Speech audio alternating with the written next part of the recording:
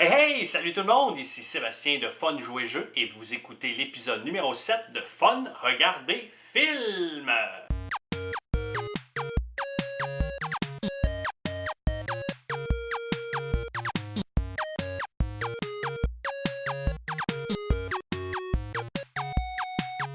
Cette semaine, c'est encore une semaine spéciale parce que oui, j'ai encore une fois Fred avec moi. Salut Fred!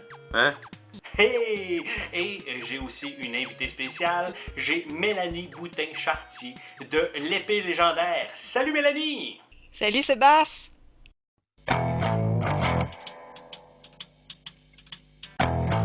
Je suis un petit peu stressé parce que Mélanie, c'est elle qui choisit le film cette semaine.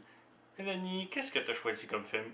Hey Sébastien, pour fun regarder film, là, je veux qu'on fasse E.T. Ok, je sais pas comment je vais faire pour rire de E.T. là, mais bon, le film de cette semaine, E.T.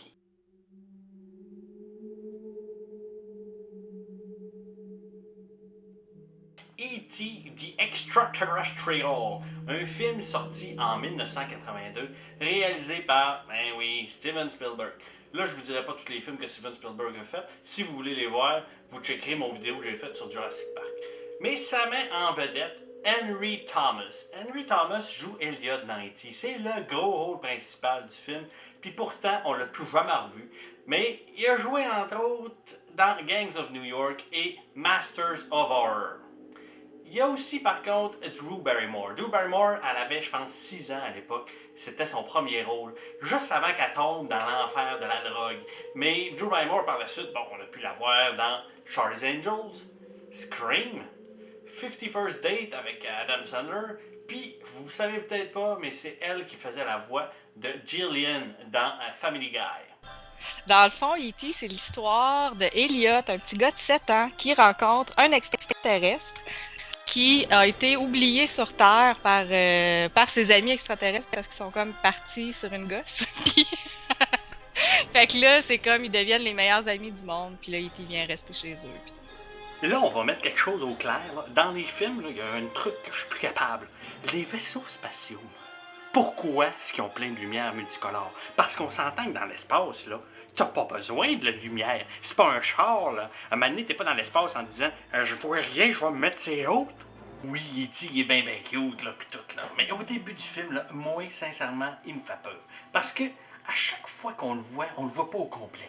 Tout ce qu'on voit, c'est ses doigts qui glissent sur quelque chose. Moi, ça me donne l'impression que... Hein, Fred? Hein? Ouais, c'est un pognasseux. À un moment donné dans le film, E.T. est caché dans la remise. Elliot dit à tout le monde, il est dans la remise, il est dans la remise. Eux autres, ils cherchent dans la remise. Puis, évidemment, ils le trouvent pas.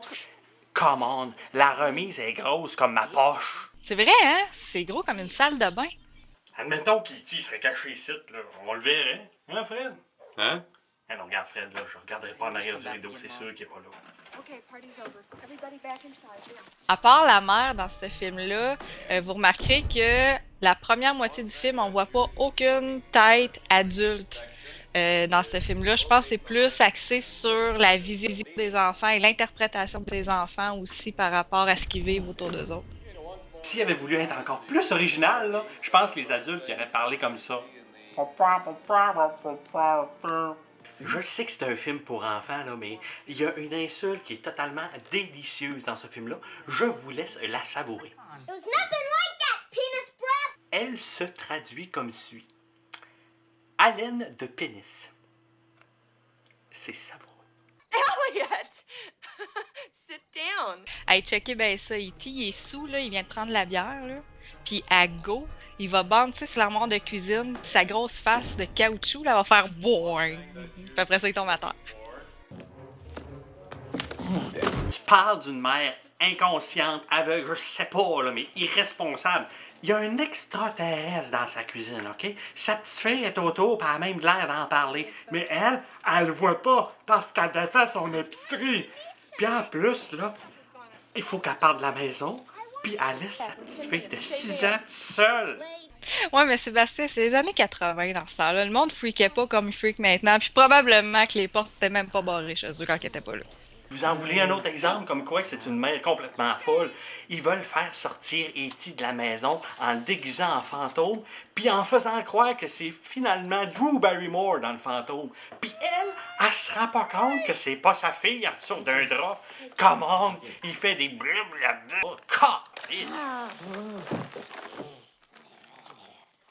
Pendant que E.T. est en train de construire son téléphone pour téléphoner à la maison, il y a Elliot qui dit ça à son frère.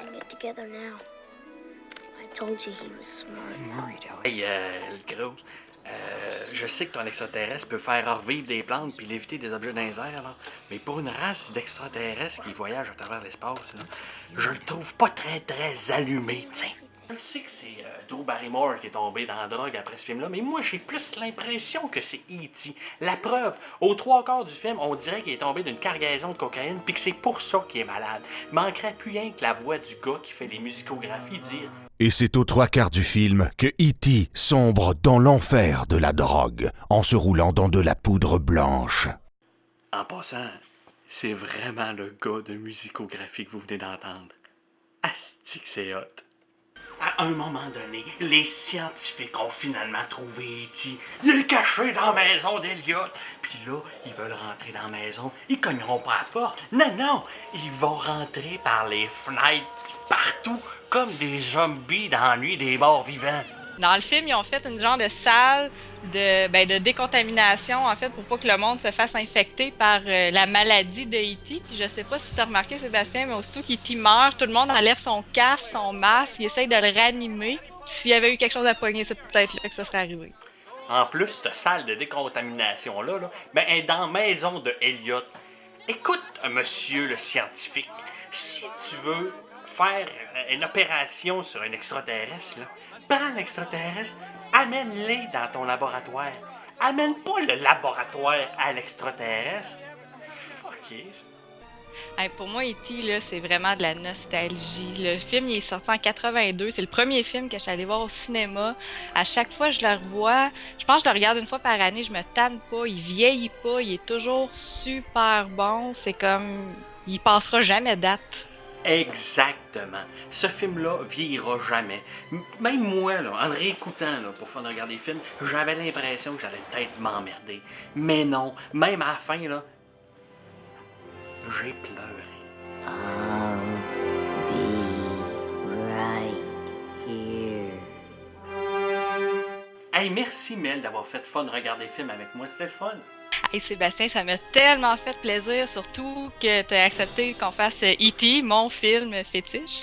Les gens qui veulent me suivre, moi je suis toujours sur l'épélégendaire.com pour les podcasts et aussi à l'écrit, mais faut pas oublier que je suis la présidente du fan club de Damien à Fun Jouer Jeu. Vous avez été tellement nombreux à écouter le dernier Fun Regarder Film que oui, le concours tant attendu est arrivé. Écoutez, je vais faire tirer une carte cadeau de 25$ chez HMV. C'est-tu pas merveilleux, ça? Il y a 3 façons de participer. C'est très simple. Première façon, vous retweetez le billet du concours, vous partagez sur Facebook le billet du concours. Il y a un genre de petit concept ici. Ou vous vous abonnez à mon fil YouTube. Oui, vous pouvez participer 3 fois. 3 fois plus de chances de gagner. C'est-tu pas merveilleux, ça? Hein? Regarde, non, Fred, tu peux pas participer. Oh. Regarde, il y en a qui veulent tout avoir. Donc, encore une fois, si vous voulez me rejoindre, il y a toujours mon Twitter ou par Pigeon Voyageur. Et je vous laisse sur cette réflexion, ma foi, assez intrigante. Pourquoi est-ce que les extraterrestres ont attendu que E.T. l'appelle pour venir le chercher? Je trouve ça louche. Pas sûr qu'ils voulaient vraiment le retrouver.